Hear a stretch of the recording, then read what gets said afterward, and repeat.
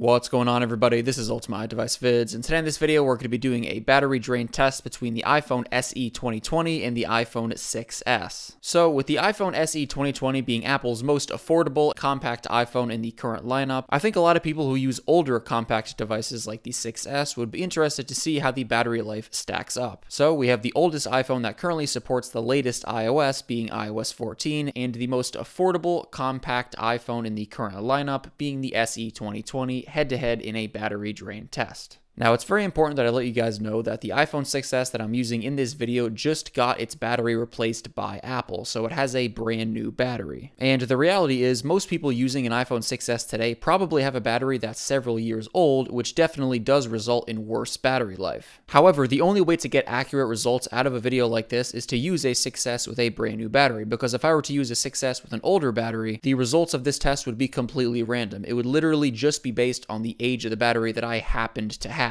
So in order to make this test fair and accurate, the 6s we're using in this video has a brand new battery, and the SE 2020 we're using in this video also has a brand new battery. And of course, in addition to the age of the battery in your device, there's a variety of other factors that contribute to how your battery life is going to be, such as the tasks you're doing on your device, the iOS version that you're running, etc. So in this video, we're just going to be doing a few tasks on both devices and seeing how long each of them can hold a charge. Alright, so with the SE 2020 on the right and the 6s on the left, first things first, I want to show you guys that auto brightness is disabled on both of these devices. And now we're going to set the brightness on both of these devices to an equal amount using a light lux meter to measure the light output. So in a dark environment, we isolated a portion of the screen of both of these devices to prevent the differing screen sizes from interfering with the light reading, and made necessary adjustments to the brightness levels so they're both emitting the same amount of light. I'd also like to show you that True Tone and Night Shift are disabled on the SE 2020, and Night Shift is disabled on the 6s.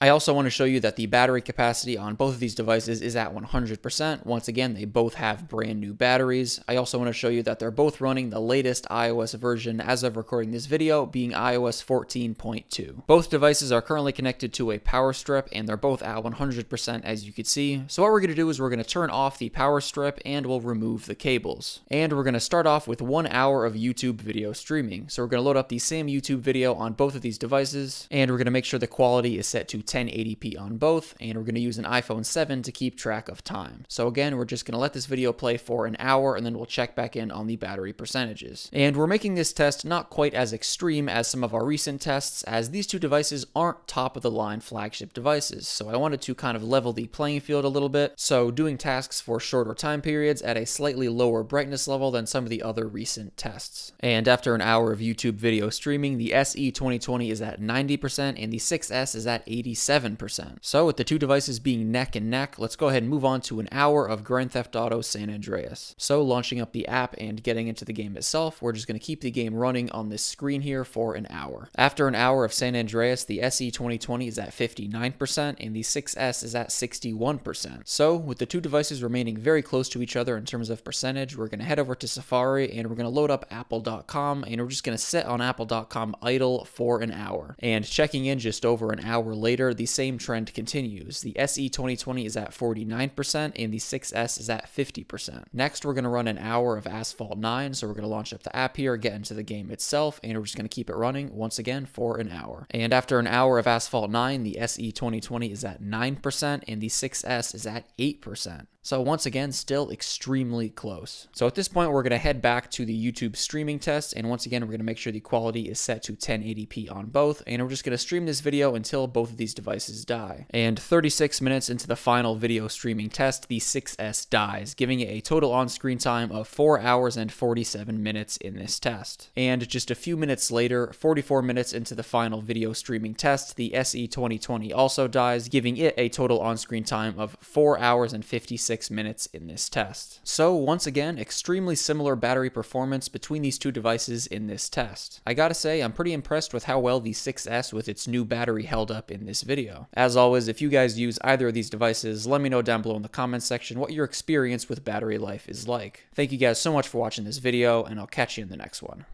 Peace out.